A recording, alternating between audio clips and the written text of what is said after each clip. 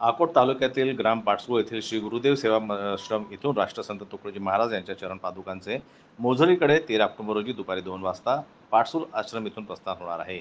गेल्या 56 वर्षांपासून पाटसूल आश्रमातून पायदळ पालखी पदयात्रा जात आहे. राष्ट्रसंत तुकडोजी महाराज यांचा यावर्षी 56वा पुण्यतिथी महोत्सव 21 ऑक्टोबर रोजी गुरुकुंज आश्रम मोझरी येथे दुपारी 4 वाजून 58 मिनिटांनी साजरा होत आहे.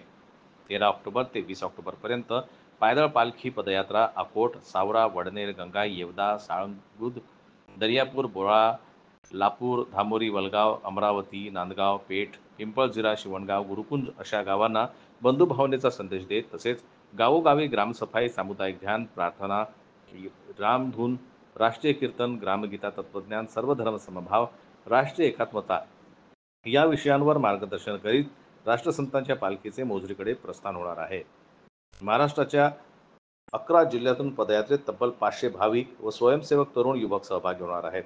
दरम्यान 14 ऑक्टोबर रोजी अकोट येथे सकाळी 10 वाजता अशोकराव मुणगावकर यांच्या मळ्यात मातृपितृ गुरुदिन व पुण्यतिथी पर्वाची सुरुवात म्हणून कार्यक्रमाचं आयोजन करण्यात आलं आहे.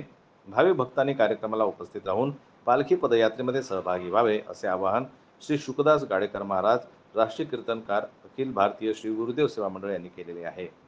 जन्मत लाईव्ह न्यूजसाठी देवानंद खिरकर, तालुका प्रतिनिधी, अकोट यांची रिपोर्ट.